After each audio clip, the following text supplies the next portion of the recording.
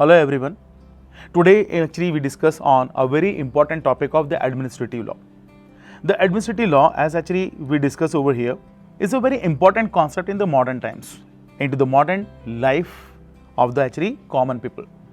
Especially administrative law, if I say, that is the law which is actually made by the administration. So actually in this topic today, in this session today, we will discuss in detail about what is the meaning of the administrative law, what is the significance of the administrative law, and even actually we discuss about the reasons for the need of administrative laws. So that all the topics actually we carry on. So first of all, I am Ashish Ogle, assistant professor in the Department of the Humanities in the Bhopal School of Social Sciences. So we do start actually with that of the actually introduction part. So please look here. So when I say actually about that particular topic of administrative law, so basically the administrative law is considered a broad branch of the public law. As you know, the public administration concerned with actually the government. So basically the public law stands for what? Very simply, that is actually concerned with the government laws. Very simply, in the same manner, the administrative law is considered as of one of the branch of the government law. So government basically is what? As you know very well, there are the number of kinds of actually laws made by the government as under their different branches. Just like some of the laws are actually categorized as we call as the constitutional laws. Some of them actually we call as of the legislation. Some actually we call as of the judicial laws. As similarly, there is the actually administration laws. The administrative laws are mainly those rules, regulations and different kinds of actually we can say the disciplines and the bylaws which are time to time prepared by the any of administration just for the sake of accomplish or just for the sake of just to achieve any of the goal set by the organizations. So basically that is the very important kinds of the activity they perform. For that sake, they need their own laws of the procedures, and that whatever the actually laws made by the administration that we call as the administrative laws. So I am actually going further to let you all know well and do understood well. It deals with the decision making of the such administrative units of the government as the tribunals, board and commissions that are the part of the national regulatory schemes in such areas as the police law, international trade, manufacturing, the environment, taxations, broadcasting, immigration and transport. So basically, as you all know, if I say about the administration, they play a very important role into the government. All kinds of actually the activities, all actually the implementation activities mainly they perform, okay, on which the politicians or the legislature do or the constitution have mention about the particular provisions, or we can say they have taken the decisions. So administration has mainly the implementation activities, and so that whatever the laws and whatever the actually activity they are performing into the different kinds of the field, in every field they need a separate by rules and the regulations. For that sake, whatever the actually the laws made actually we can say as of the administrative laws. These are the laws made by the administrative agencies or the functional agencies in the government. Let's see furthermore. So in the introduction actually only we are discussing continue. So please look here. Administrative law expanded greatly during the 20th century, okay, as the legislative body worldwide created more government agencies to regulate the social, economic, political spheres of the human interaction. So actually we have seen a very important thing. When actually come close to the 20th century, in the 20th century, the human life is completely changed. That is change in concern with that of the all sphere of the actually life are getting continuously having a kind of the transformation from the early stages to the modern age. So that as the life and the we can say the generation as actually getting changes, as similarly to cope up with them, the government and the administration also had to change. And as we are just go more close towards the modernization or into the advancement of the social, economic and the political life into the human, that much of attentiveness actually we had to create into the administration. And due to that multiple, the complex functions performed by the administration, they need the different kinds of the rules and regulations be made by themselves to what we can say as administrative law. Is that clear? So now actually I thought having the much clarity with you. So next actually I can say here, look here, administrative law is a branch, administrative law is a branch of the public law, okay, that is concerned with the procedures, rules, regulations of a number of governmental agencies. So there are number of different kinds of the governmental agencies we see.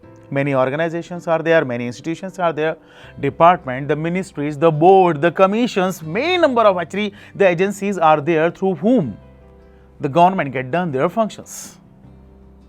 So basically here we see what? This particular all of the government agencies when prepare some of the rules, regulations and whatever kinds of the procedures they perform for that sake. They form the laws are called as the administrative laws. Is that clear? Now, so as actually after having understanding about the what is the meaning of the administrative laws, now actually I am just moving on. I am moving on and actually let you know about very important aspect of the reasons for the emergence of the administrative law. So very simple, as actually I just going to get explained with you. Okay, just like the explanation as, okay, in government system we have the three branches as actually I explained earlier. Okay, see please kindly actually you can see my early videos. In that actually early videos which already uploaded with you, you can actually have the more understanding what I am actually, okay, explaining to you right now in short. So actually government we have the three branches, that is the legislature, okay, or we can say the executive, or we can say the judiciary. So basically here a very important thing. So reasons for the emergence of the administrative laws are why actually they occurs. So because of the administration which is we found get perform all of the functions under the, okay, executive branch, and who are performing all kinds of the activities under the department, organizations, ministerial organizations or any kinds of the board or commission organizations, okay, they are need to actually prepare their activities, okay, and whenever they are going to achieve their goal, so at that time they make some of the rules and regulations, and whatever the rules and regulations they are actually just prepared over here, that are actually under the different kinds of the actually circumstances and different kinds of the conditions which they face practically in practice whenever they perform the activities, and that is we can say as of the administrative law. Why does the administrative laws are emerged? There are number of causes are for there, okay. So let's see what kinds of the causes could be say. So here you can do understand a very important thing. So when I say about the causes for that particular arising of this particular act, so now actually we discuss on the reasons for the emergence of the administrative law. So what kinds of reasons? There are multiple reasons are there for the emergence of the administrative law. Because of what? The different kinds of the modern time life and number of kinds of the the factors are there which are into the existence, okay, which led to the emergence of the administrative law. Let's see what are these. Number one, as the concept of the welfare state. The concept of welfare state is what? So basically generally we call the states change their nature from the laissez-faire to that of a welfare state.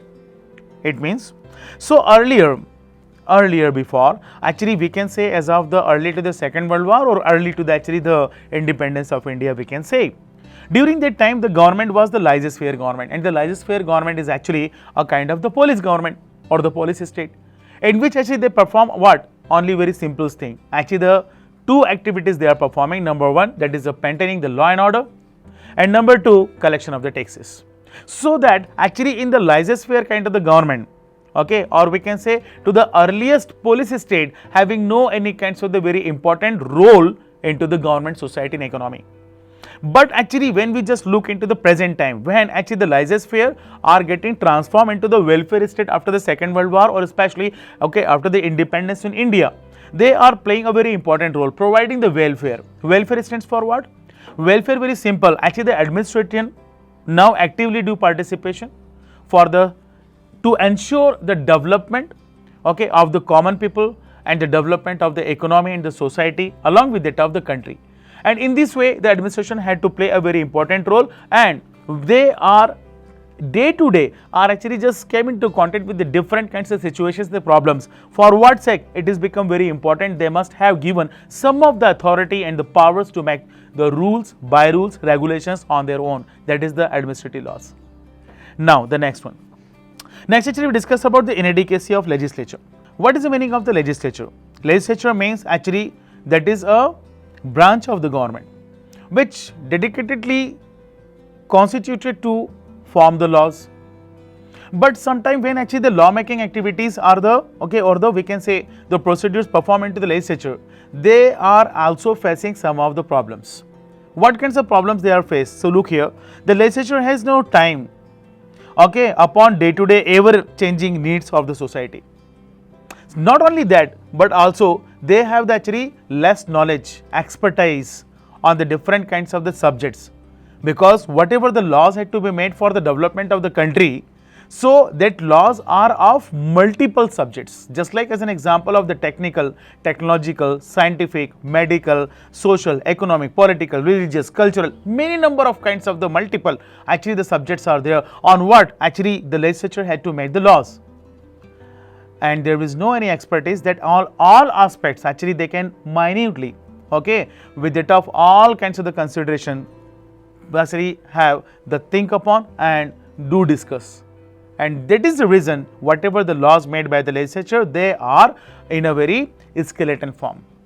Implement the laws as of the particular made by with that of the expectation demand by the members of the legislature, but when they are actually make or perform the functions, practically they are actually facing many of the problems. For what? They are need to prepare the rules and regulations, the laws.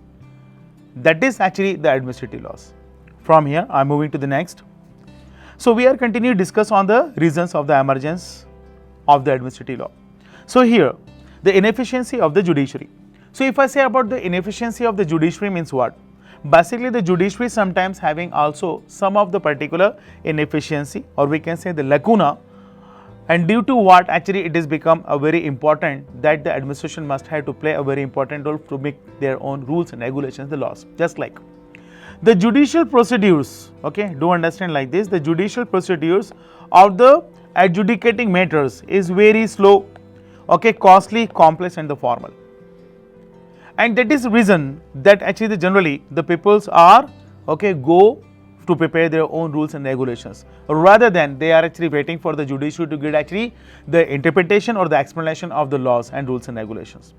Next we discuss about the scope of experiment.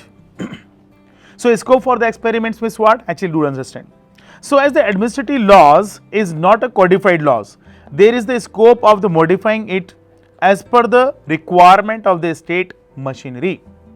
It means what? Very simple. So whatever actually the administrative laws we made, that all the administrative laws are not codified laws. Codified means what? A codified laws could be say as of a statute. The codified laws actually we can say as of the constitutional laws.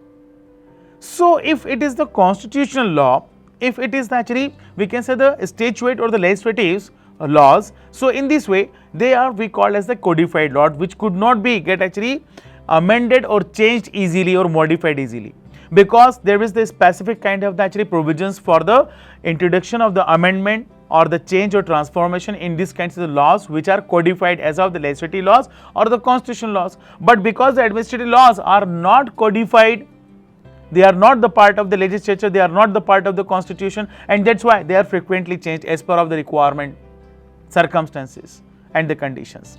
And that is the very important benefit that actually works as of the scope for the experiment.